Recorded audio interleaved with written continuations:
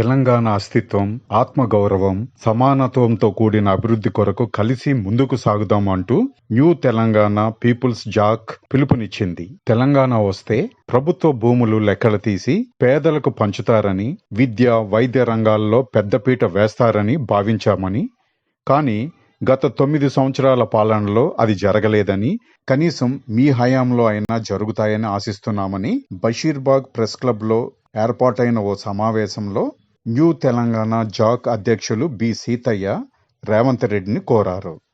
బాబాసాహెబ్ అంబేద్కర్ ప్రకటించిన పార్లమెంటరీ ప్రజాస్వామ్య సిద్ధం ద్వారానే ముందుకు పోతాం. దీంట్లో ఎలాంటి అనుమానం లేదు. మాకు రాజ్యాంగం పైన విశ్వాసం ఉంది. రాజ్యాంగం మాది, ఈ దేశం మాది. రాజ్యాంగం అందించింది డాక్టర్ బాబాసాహెబ్ అంబేద్కర్. ఇన్ని రోజులు రాజ్యాంగాన్ని మేము చదవలేకపోయినాం, దాన్ని ఎట్లా అమలు చేసుకోలేకపోయినాం. ఇప్పుడు రాజ్యాంగబద్ధంగానే ముందుకు పోతాం. మీరు ప్రకటన చేసిరు, మీరు రాజకీయ ప్రయోజనాల కొరకు నక్సలైట్ ఏదైనా నాయకులను ఒకరు ప్రకటిస్తాడు, ఇంద్రావళి అమరవీర స్తూపం దగ్గర ద్వారాన్ని ఒకటి. ఆ భావజాలం ఏదో అమలు చేయమని మేము అప్పీల్ చేస్తున్నాం. మళ్ళా కారణం ఏదైనా ప్రజాస్వామ్యబద్ధంగా రాజ్యాంగబద్ధంగా ఏర్పడ్డ ప్రభుత్వం 5 సంవత్సరాలు ఉండాల్సిందే. అది ఏ ప్రభుత్వం అయినా సరే. దాన్ని కూలగొడతాం, దాన్ని పడగొడతాం. డబ్బులు ఉన్నాయి కదా, లేదా కేంద్రంలో మా దగ్గర అధికారం ఉంది, లేదా మా దగ్గర బాగా డబ్బులు ఉన్నాయి, ప్రభుత్వాన్ని కూలగొడతాం అంటే న్యూ తెలంగాణ పీపుల్స్ చేసి దాన్ని తీవ్రంగా ఖండిస్తుంది. రాజ్యాంగబద్ధంగా ప్రజాస్వామ్యబద్ధంగా ఎన్నికబడ్డ ప్రభుత్వం 5 సంవత్సరాలు ఉండాల్సిందే. 5 సంవత్సరాలలో ప్రజలకు ఇచ్చిన వాగ్దానాలను అమలు చేసే వరకు నిరంతరం మేము పోరాటం చేస్తామని కూడా ఈ సందర్భంగా తెలియజేస్తుంది. ఈ కార్యక్రమానికి ముఖ్య అతిథులుగా పట్లోళ్ల విఠల్ రెడ్డి జన విజ్ఞాన వేదిక, పల్లెల వీరాస్వామి బంధు సేవా సొసైటీ, జి శ్రీహరి హైదరాబాద్, కొమ్ముల బాబు ఎస్సీ ఎస్టీ ఉపాధ్యాయ సంఘం జాతీయ కన్వీనర్ వరంగల్, ఎం సిద్దిరాములు పారిశుద్ధ్య కార్మిక సంఘం, Ramachandar MDM agency, Megavath Ravinayak NR, మార్పు కళామండలి, ఎడ్ల రాము న్యాయవాది, వినోద్ సంగారెడ్డి చర్చిల్ బహుజనవాది తదితరులు హాజరయ్యారు. రాణించగలుగుతాం. అంబేద్కర్ మహనీయుడు అక్కడ రెండో వ్యక్తి. ఆయన ఇది దాదాపు ఒక 55 ఏళ్ళ క్రితమే గుర్తించి, సో 70 ఏళ్ళ నుంచి ఆలోచించి 55 ఏళ్ళ వరకు వచ్చేటప్పటికి వీళ్ళకు కొంచెం ఏదన్నా రిజర్వేషన్ ఇచ్చేది ఉంటే వీళ్ళు కూడా దాంట్లో కలిసి వస్తారు, స్ట్రీమ్ లైన్లు వస్తారు, వీళ్ళు కూడా ఆలోచిస్తారు, ఉద్యోగులు అవుతారు, వీళ్ళ జాతుల కొరకు వీళ్ళు పాటుపడతారు, వీళ్ళు అభివృద్ధి చేసుకుంటారు అని ఆలోచించి రిజర్వేషన్లు తీసుకొచ్చిండు. ఏం తీసుకొచ్చిండు? రిజర్వేషన్లు. అయితే ఈ దళితులకు 15% అని తీసుకొచ్చిండు. 15%, 100కు 15 మంది వీళ్ళు ఉద్యోగాలలో ఉండాలి, చదువుకునే కాడు ఉండాలని పెట్టిండు. సో పెట్టే వరకు ఏమైందంటే ఆ మేధావి వర్గం ఎవరైతే పాలకులు ఉన్నారో, ఎమ్మెల్యేలు ఎంపీలు, వాళ్ళు ఏం ఆలోచించారంటే వీళ్ళందరూ చదువుకునేది ఉంటే, వాళ్ళు ఎక్కువ జనాభా ఉన్నారు, ప్రతి నియోజకవర్గంలో కనీసం 40-50 వేల మంది వీళ్ళే దళితులే ఉన్నారు, వాళ్ళని వాళ్ళు పెట్టుకునేది ఉంటే, వాళ్ళ ఎమ్మెల్యేలు అయ్యేది ఉంటే, ఇక మన గవర్నమెంట్ ఉండదు, మనం అక్కడ అడిగే పెట్టమని ఏం చేస్తున్నారంటే వాళ్ళు ప్రత్యేకమైన స్కూళ్ళు ప్రైవేట్ స్టార్ట్ చేసుకున్నారు. వాళ్ళ పిల్లలను చదివిపిస్తున్నారు, వాళ్ళ విద్య వేరే అయిపోయింది, వాళ్ళ తిండి అలవాట్లు, బట్ట అన్నీ వాళ్ళేమో ఉన్నతంగా అయిపోతారు, మనమేమో అక్కడనే ఉంటున్నాం. ఇంకా మాకు గవర్నమెంట్లో డ్రెస్సులు రావట్లేదు, మాకు గవర్నమెంట్ స్కూళ్ళల్లో పుస్తకాలు ఇంకా ఇవ్వలేదు, 3 నెలలైనా పుస్తకాలు రాలే, 2 నెలలైనా రాలేదు. వీటి కాడ మనోళ్ళు కొట్లాడుతారు. వాళ్ళకి ఆ సమస్య లేదు. వాళ్ళు ఫస్ట్ డే జాయిన్ అయితే అన్ని పుస్తకాలు వస్తాయి, అన్ని బట్టలు వస్తాయి, ఎవ్రీథింగ్ రానొచ్చి ఇంటికాడ ఉంటుంది, ఎక్కంగా నడ దింపుతారు, మళ్ళీ దిగంగానే ఇంటికి వస్తారు. అన్ని అనుకూలంగా సమకూడి జరుగుతున్నాయి. మనకు ఆ పరిస్థితి లేకుండా ఉన్నది. సో కాబట్టి మన సమస్య ఎక్కడున్నది, మనం ఎక్కడున్నాం? ఇక వైద్యానికి పోయేది ఉంటే, అప్పుడు నేనున్న ఊర్లో అదొక్కటే గవర్నమెంట్ హాస్పిటల్ ఉండే, దాంట్లో అందరూ పోయేది. నాగేశ్వరరావు అని వెల్మధోరనే డాక్టర్ ఉండే, అని అందరికీ నిష్పక్షపాతంగా నిష్కపటంగా చిన్న పెద్ద ధనిక పేద ఏ భేదం లేకుండా అందరికి ఒకే రకమైన వైద్యం చేసేది, గవర్నమెంట్ మందులు ఇచ్చేది, మంచిగా అయింది. సో ఇప్పుడు తేడా వచ్చింది, వీళ్ళు పైసలు ఇయ్యరని ఆ ప్రైవేట్ వాళ్ళు కూడా మనల్ని నిర్లక్ష్యంగానే చూస్తారు. ఇక గవర్నమెంట్ హాస్పిటల్కి పోతే దాంట్లో వసతులు ఉంటలేవు. అక్కడ ఇప్పుడు డాక్టర్ పోస్టులు సగం ఖాళీగా ఉన్నాయి. యూనివర్సిటీలలో ప్రొఫెసర్ పోస్టులు సగం కన్నా ఎక్కువ, పావుల వంతు పోస్టులతోనే యూనివర్సిటీ నడుస్తుంది. మా యూనివర్సిటీ నేను పనిచేసేది అసలు అయితే 1275 మంది ఉండాలి, 340 మందితోనే యూనివర్సిటీ నడుస్తుంది. ప్రైవేట్ వాళ్ళు, కాంట్రాక్ట్ వాళ్ళు, పార్ట్ టైం వాళ్ళు అనుకుంటా పెట్టుకుంటా దాన్ని సాగదీస్తూ ఉన్నారు. కాబట్టి మన సమస్య ఏదో మనం తెలుసుకొని మన సమస్య కొరకు మనమే పరిష్కారం వెతుక్కుంటే తప్ప మన సమస్యలు పరిష్కారం కావు. ఇంకా రెండవది, మనం కూడా పరిపాలన లోపలికి వెళ్ళాలి. మనోళ్ళు ఉండొచ్చు, మాలోళ్ళు ఉన్నారు, మాదిగోళ్ళు ఉన్నారు, ఇంకా లంబడోళ్ళు కూడా దాంట్లో ఉన్నారు. దేంట్లో ఎమ్మెల్యేల దాంట్లో ఉన్నారు, గవర్నమెంట్లో ఉన్నారు. వాళ్ళు ఎక్కడ ఉన్నారా అంటే లెక్క కూర్చున్నారు అంతే. అది అంబేద్కర్ ఇచ్చిన రిజర్వేషన్ ప్రకారం అసెంబ్లీలో కూర్చుంటారు అంతే. గెలిచిండ్రు పోయిండ్రు అక్కడ కూర్చున్నారు, ఒక సీట్ ఉంది కాబట్టి కూర్చున్నారు. వీళ్ళని ఎన్నడూ మాట్లాడనియరు, వీళ్ళ ఆలోచన వాళ్ళేం తీసుకోరు, వీళ్ళు చేసే ప్రతిపాదనలు వాళ్ళు అంగీకరించరు. ఇంకెక్కువ మాట్లాడితే వచ్చేసరికి మీకు టికెట్ ఇవ్వమంటారు. కాబట్టి వీళ్ళు అటు మాట్లాడలేక ఇటు మనోళ్ళకు సమాధానం చెప్పలేక ఇక ఏదో ఉన్నారా అంటే ఉన్నారు అంతే. ఎమ్మెల్యే నేను కూడా అన్నట్టు ఒక గన్మెన్ వేసుకొని మన బస్తీలలోనే మనకే స్టైల్ చూపిస్తారు. ఇది అక్కడ అసలు కాడ స్టైల్ జీరో. కాబట్టి మీరు కూడా ఎన్నికల్లో పోటీ చేసి, అది సర్పంచ్ పదవైనా, ఇంకా కార్పొరేటర్ పదవైనా, ఎమ్మెల్యే పదవైనా, నేను కూడా ఉంటా, నేను కూడా చదువుకున్నా, నేను కూడా పాలిస్తా అనే స్థాయికి మనం కూడా ఎదగాలి. తక్కువ తీసుకుపోయి ఇక్కడ ఉన్న వాళ్ళని ఎవరినైనా తీసుకుపోయి ఎంపీ సీట్లో కూర్చోబెట్టినా కానీ నాకు అర్థనద్దు, ప్రధానమంత్రి సీట్లో కూర్చోబెట్టినా కానీ నేను చేస్తా అనాలి. అప్పుడు మాత్రమే మనోళ్లకు, వచ్చే తరాలకు మనం ఒక బలంగా అంబేద్కర్ లాగా ఒక వెన్నుదన్నుగా ఉంటాం. కాబట్టి ఆలోచించండి మీరు. ఈ కార్యక్రమంలో పలువురు వక్తలు మాట్లాడుతూ సామాజిక న్యాయం పాటించాలని, రాజ్యాంగ ప్రతుల్ని పాఠశాల స్థాయి నుంచి విశ్వవిద్యాలయం స్థాయి వరకు విద్యార్థులకు పంపిణీ చేయాలని, ప్రతి ఏటా బడ్జెట్లో విద్య, వైద్య రంగానికి 40% నిధులు కేటాయించాలని, రైతు బంధు, రైతు భరోసా లాంటి ప్రాయోజిత పథకాల నుండి ఆగర్భ శ్రీమంతులు, స్వంపన్నులు, భూస్వాములను మినహాయించాలని డిమాండ్ చేశారు. మిత్రులారా,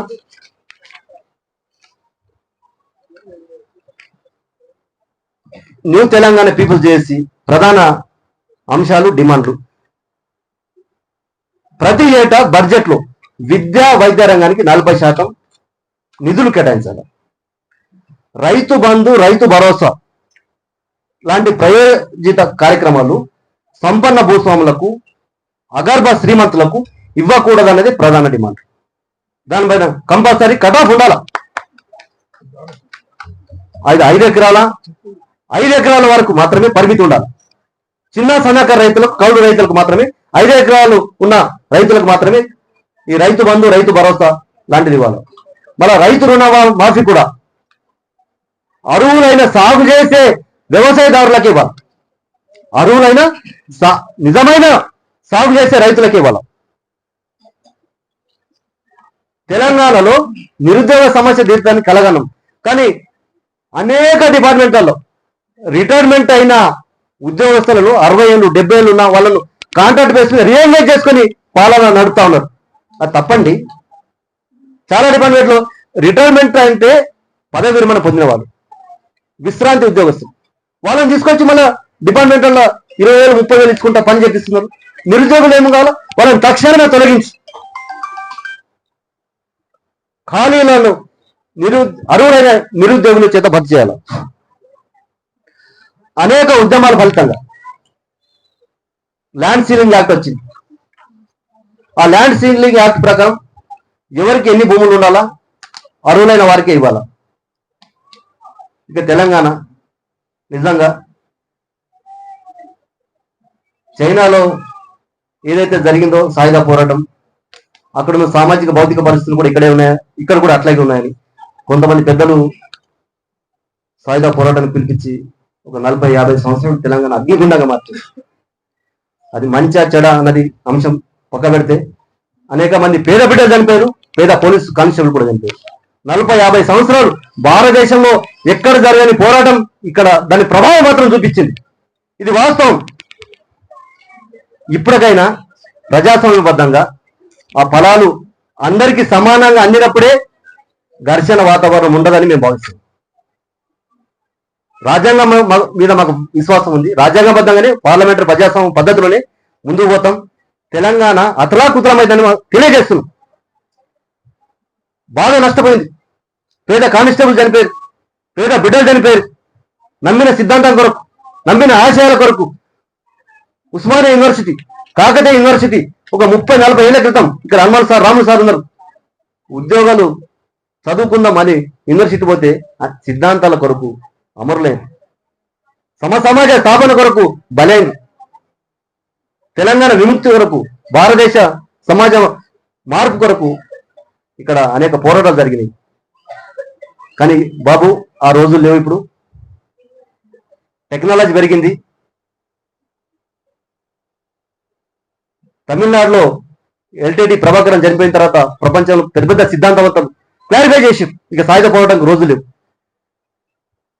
పార్లమెంటరీ ప్రజాస్వామ్యం పద్ధతులే ముందుకు పోదాం. అక్కడ ఢిల్లీలో అరవింద్ కేజ్రీవాల్ పూజ చేసి విద్యారంగంలో కొంత మార్పు తీసుకొచ్చి ఆ పద్ధతిలోనే అంబేద్కర్ ప్రకటించిన పార్లమెంటరీ పద్ధతులు ముందుకు పోదాం.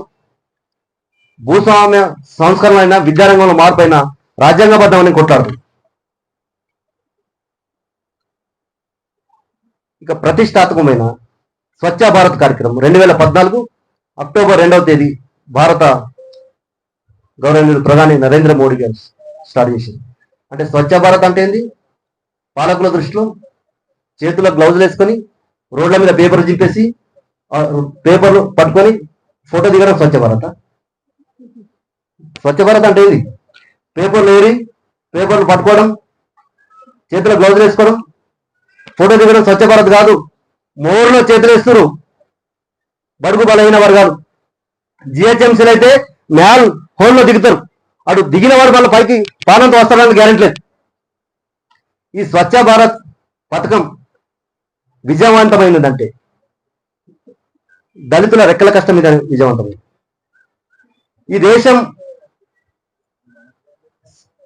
ఈ దేశ నాగరికత ప్రారంభమైన నుండి స్వచ్ఛ భారత్ కార్యక్రమం విజయవంతం చేసింది దళితులు. ఇది కొత్తగా మీరు స్టార్ట్ చేసింది కాదు. నిస్వార్థ పరులు ఎవరు? అక్కడ సరిహద్దు సైనికులు, భారతదేశాన్ని కాపాడుతున్న పారామిలిటరీ బలగాలు, త్రివిధ దళాలు. ప్రాణం పోతుందని తెలిసి కూడా ఈ దేశాన్ని కాపాడుతుంది సరిహద్దు సైనికులు.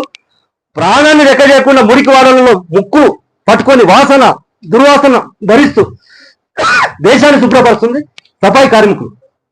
వీళ్ళు నిజమైన దేశభక్తులు. వారికి భారత రాజ్యాంగం ప్రకారం కనీస వేతనాలు ఇవ్వాలి, వారికి ఆరోగ్య భద్రత కల్పించాలి, వారి బిడ్డలకు మెరుగైన విద్యను అందియాలి. ప్రజాస్వామిక విలువలు ఉన్నాయి.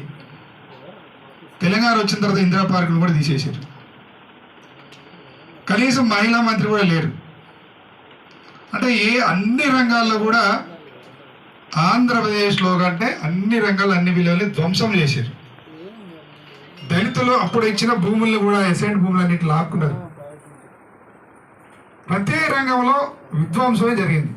అంటే మన అందరం కూడా ఒకసారి ఆలోచించాలి. ఇక్కడ మనకి అంటే నెగిటివ్ చెప్తున్నాను కాదు, ఇట్లాంటి జేఏసీలు కానీ లేకపోతే సంఘాలు పెట్టుకున్నప్పుడు మనం అందరం వస్తాం, నిజమే ఎంత నిజం కదా బాగా విశ్లేషిస్తాం. ఎంత వాస్తవాలే ఆ విషయంగా మాట్లాడుకుంటూ అన్ని చేసుకుంటాం. కానీ ఇంటికి పోయిన తర్వాత ఎవరి పని వాళ్ళు చేసుకుంటాం. నేను ఈ సందర్భంగా వచ్చిన వాళ్ళందరికీ, పైన ఉన్న వాళ్ళు కింద వాళ్ళందరికీ ఒకటే చెప్తే ఏంటంటే, ఈ కరపత్రాన్ని మనము ప్రతి జిల్లాకి, ప్రతి నియోజకవర్గానికి, ప్రతి మండలానికి చర్చకి తీసుకుపోదాం. మొట్టమొదటిగా మనం వేల మందితో మీటింగ్ పెట్టాల్సిన అవసరం లేదు, చర్చ పెడదాం. ఫస్ట్ మేము కూడా 6 సంవత్సరాల క్రితం తెలంగాణ ఉద్యమకాల ఫోరం మొదలుపెట్టినాం, పిడికెడు మందితో మొదలుపెట్టాం. కానీ ఈరోజు ప్రతి మండలంలో మా ఫోరం మండలానికి వెళ్ళిపోయింది. ఎందుకంటే మేము మొట్టమొదటి కూడా అన్న మన సార్ గారైనా కనీసం ఇంతమందితో స్టార్టింగ్ ఆయుర్వేద చేసాడు. మేమైతే కేవలం 20 మందితోనే ప్రెస్ మీట్ లాగా ఇదే వేదిక మీద ఉద్యమకాల ఫోరాన్ని అనౌన్స్ చేసినాం. కానీ ఈరోజు వేలాది మంది కార్యకర్తలు తయారు చేసినాం. అంటే మనం చెప్తున్న అంశము బలమైనదన్నప్పుడు ఆ అంశము ఆటోమేటిక్గా జనాలు వస్తారు. ఒక ఉద్యమం అనేది ఒక సెంటర్ పాయింట్ కావాలి. ఈరోజు తెలంగాణలో మనం ఎన్ని చెప్తున్నాం, ఒకటే మనం అడగాలి ఈరోజు, అసలు తెలంగాణ ఉద్యమం ఎందుకు చేసినాం? బాబాసాహెబ్ అంబేద్కర్ గారు చెప్పినట్టు చిన్న రాష్ట్రాల ఏర్పాటు, అన్ని వర్గాల అభివృద్ధికి తోడ్పాటు అన్నట్టు. కంబైన్డ్ ఆంధ్రప్రదేశ్లో మనకి అవకాశాలు రావట్లేదని, సీమాంధ్ర కార్పొరేట్ వర్గాలు దోచుకుంటారని మనందరం ఉద్యమం చేయడం జరిగింది. మరి తెలంగాణ వచ్చిన తర్వాత ఏమైంది? తెలంగాణ వచ్చిన తర్వాత కేసీఆర్ కుటుంబం కూడా దోచుకున్నాడు.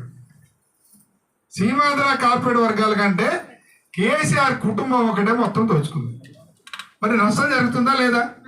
మరి నష్టం జరుగుతున్నా కానీ ఆయన మనకి తాయిలాలియా కానీ మళ్ళీ రెండోసారి కూడా గెలిపించినాం, రెండోసారి కూడా ఓట్లు వేసినాం మనం. మూడోసారి కూడా తెలంగాణ మేధావులు, పౌర సంఘాలు, హనుమాన్ సార్ లాంటి పౌర సంఘాలు, ఉద్యమకారులు అందరూ కూడా కలిసి కేసీఆర్ ఓడించాలి కాబట్టి ఓడించాం, లేకపోతే మళ్ళీ ఆయన వచ్చేటోడు. ఇప్పుడు ఇక్కడ ఏమైందంటే వాళ్ళు ఎంతైనా దోచుకోనియండి, మాకు ఓటుకి 2000 బాటిల్ ఇస్తాం, మేము ఓట్లు ఇస్తాం అనే స్థాయికి మనం అందరం పోయినాం. మనం ఓటు వేస్తున్నాం, ఎవరికి వేస్తున్నామో అని ఆలోచించకుండా ఇక్కడికి వచ్చి మాకు విద్య కావాలి, వైద్యం కావాలి, మాకు అన్యాయం జరుగుతుంది, మాకు ఇది జరుగుతుంది, అది జరుగుతుంది, మనం ఎంత మొత్తుకున్నా ఎవడు చేయడు. మాకు వాళ్ళందరూ ఏం ఆలోచిస్తారంటే వీళ్ళు ఏముంది, రేపు నేను ఓటుకి 2000 కాబట్టి 5000 ఇస్తా, నాకే ఇస్తారు కదా ఓటు. అది కాదు, వాడు మనకి ఏం చేస్తుండో చూడాలి. దళిత బంధుని 3 ఎకరాలు అన్నాడు కేసీఆర్, అసైన్ భూములన్నిటి లాక్కున్నాడు. మరి ఆయన ఇచ్చింది ఎంతమంది ఇచ్చిండో తెలియదు, కానీ ఇంతకుముందు ప్రభుత్వాలు, కాంగ్రెస్ ప్రభుత్వంలో ఇచ్చినటువంటి అసైన్ భూములు కూడా లాక్కున్నాడు. ఇంత దారుణం అంటే ప్రతి ఒక్క గ్రామానికి కూడా బెల్ట్ షాపులు వచ్చినాయి. ఈరోజు మనం ఆలోచించకుండా అయిపోతుంది. ఈరోజు రైతుల్ని మనం అవమానపరచడానికి కాదు, ఈరోజు రైతులకి గిట్టుబాటు ధర కావాలి, పండించిన పంటలకి రేటు కావాలి. అట్లా కాకుండా వ్యవసాయం చేయని 100 ఎకరాలున్న భూస్వాములు కూడా వేలు కోట్లు వాళ్ళ కోట్లు వేసిండు. ఆ డబ్బు ఎవరి? కాబట్టి మనం అందరం ఒకటే అడగాలి, ఉచిత విద్య, ఉచిత వైద్యం మాకు కావాలి. ప్రతి సామాజిక వర్గానికి పైసలో భాగం, పాలనలో భాగం. ఇంతకుముందు అన్నపూర్ణ గారు చెప్పారు, మేము ప్రతి దాంట్లో కడుతున్నాము, మా యొక్క డబ్బులు ఎడిపోతున్నాయి, మేము ఇచ్చిన పైసలు ఎక్కడ పోతున్నాయి? పాలనలో భాగం. ఈరోజు చూస్తే